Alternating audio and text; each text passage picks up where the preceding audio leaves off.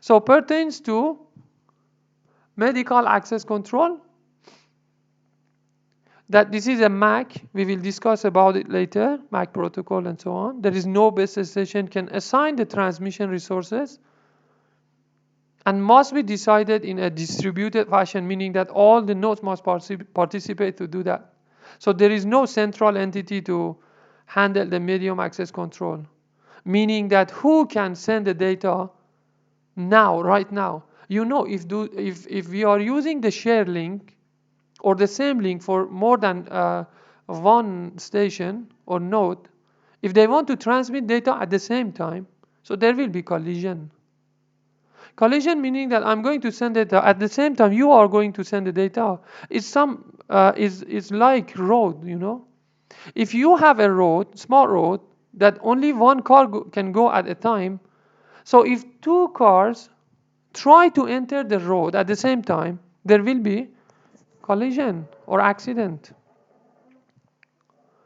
So there must be someone to control the medium who can send the data now. If you have a base station, the base station can handle it. But if you don't have the base station, all the nodes must basically participate to solve this problem. And finding a route from one participant to another one. So we will see later the routing issue in wireless sensor network as well, which is very important, how you are going to send and forward the data from one node to another one until it reach to the sink, and from the sink to the server basically. So limited range, or we can use a multi-hopping. For many scenarios, communication with peer outside immediate communication range is required. For example, you want to send the data from mobile node to the base station, but the distance is too much. We have a lot of obstacles and so on and so forth. We cannot directly send the data from the mobile node, for example, to the base station. We have the same scenario in the wireless sensor network that we will see later. But here in wireless communication, so they direct communications limited because of the distance and obstacles.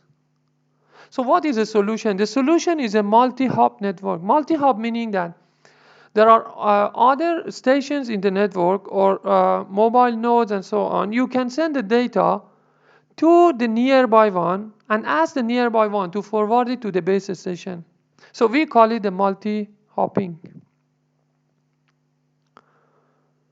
So the mobility issue, we need a suitable and adaptive protocols, of course. We cannot use an existing protocol. In many ad hoc network applications, the participants move around.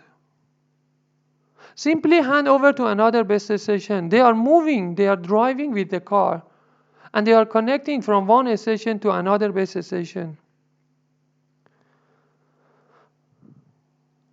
So we have to solve this issue. We have to consider it must be compensated. Routes in the network have to be changed, because let's say you are connecting to the first base station and then you are moving to another one. Let's say there is one base station in the first street, another one is in another street. So you are driving from this street to another one. You are connecting to the first one, then disconnected and connect to the second one. So the data that you are sending and receiving also must be routed through the new base station, or we call it the route in the network, have to be changed. And it will be complicated, more complicated by scale. Scale means if you increase the number of nodes, so it will be very difficult to manage. All right? So the large number of such nodes difficult to support. We are dealing with the battery operated devices. So the energy efficient operation is very important. Often participant in an ad hoc network. Ad hoc means they are not connecting to any infrastructure. Let's say you have, as I said, you have a conference in a room, and then the participants come and go. They want to sit there for 5-10 minutes and they leave again. And also they have energy consumption issue. So that energy also must be considered, because sometimes the operation of the network need energy, and then we have to pay attention to it. So all the nodes coming and go, they must operate in a very efficient way. Desirable long run time for individual devices and the network as a whole. They want to go for a long time. You will come out with a sensor node, you want to put it on the ocean, or you leave it in the jungle for a long time. So that is the issue we have to consider. The energy efficient networking protocols, for example, use multi-hop route with low energy consumption. For example, take available battery capacity of devices into account, and how to resolve conflicts between the different optimization. So that is the issue you have to consider. So let's look at the advantages of this ad hoc network. It's easy to install. So to networking environment like river, like highway, like historic cities. Another advantage is the fast installation. Like in, as I said, in festival, assembly area, in question and answer room, congress, inside a congress or meeting. Another advantage is reliability. Let's say in wired or infrastructure network or infrastructure based network, you use a wire, and if the wire someone cut the wire, or the wire in somehow to be cut, so how we can solve the issue? So the connection will be gone. But in wireless sensor network or wireless or ad hoc network, we don't have such problem. In a company, reorganization or changes the office and etc. For example, the manager or the CEO of a company decided to change his room from here to another place. So you have to rewire everything if that room doesn't have a wire, the wire connection or infrastructure. But using the ad hoc network, everything will be much more easier. So the features of the wireless communication: one global bandwidth shared by all users. This one you have to consider it. So it can be use the frequency or time to share the bandwidth, that we will see this kind of protocol for sharing later. The second one is the radio base. So we have a low bandwidth, high latency radio communication links, and higher bit error rate. We have an issue of fading, short-term multipath fading, due to same signal taking different path, which arrive at the receiver at the same time, but the phase is shifted. We will see one of the characteristics of the signal name is phase. And the long-term fading, like topology of the train, once it's moving, reach to the mountain, maybe can cause a signal dropout. So what is the solution? We can have a multiple antenna sites. So we can put a different antenna in different places. So if disconnected from that one, that can get from another one. So for the sensor,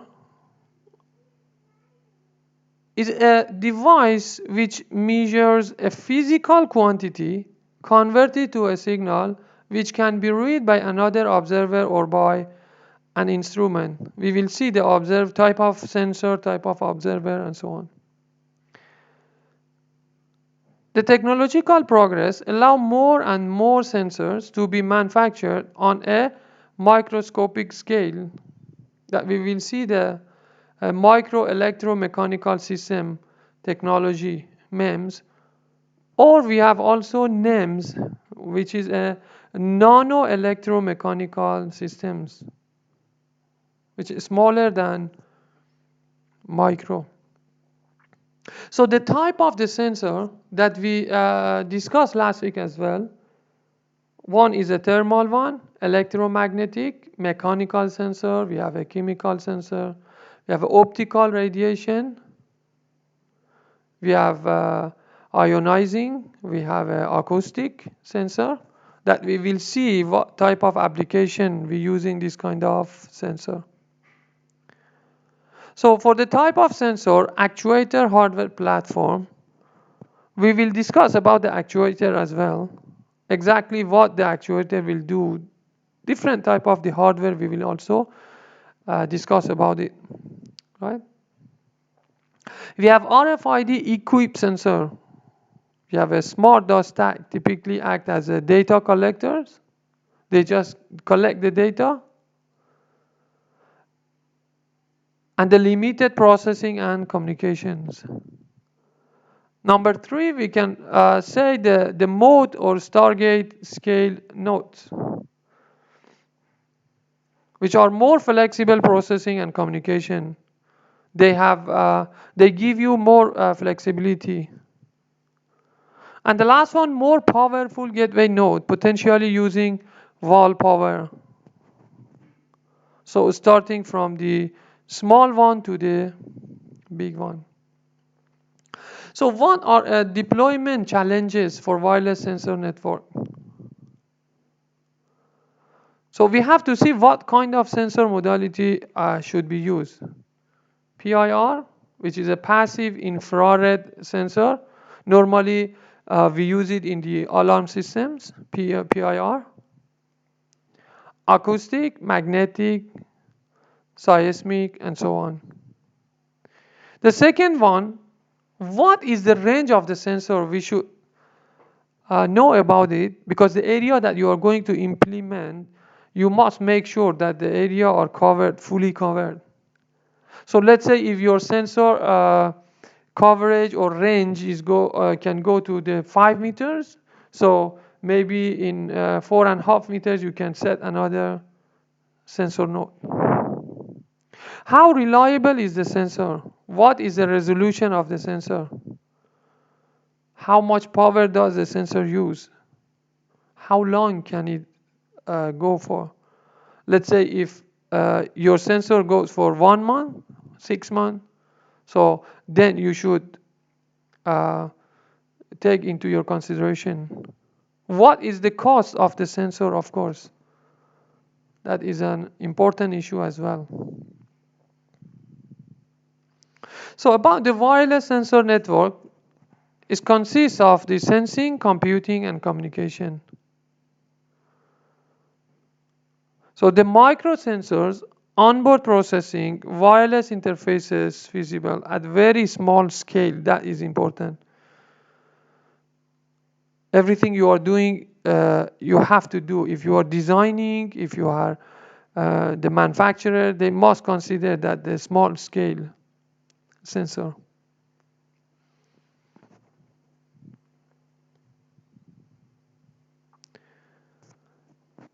So the participant in the previous example were devices close to a human user interacting with humans.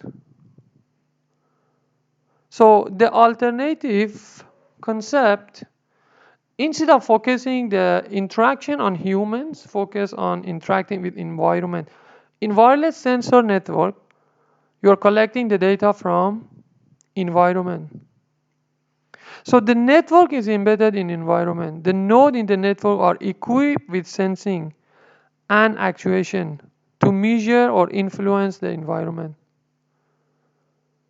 And remember, they are communicate with each other wirelessly. That is a wireless sensor network or wireless sensor and actuator network.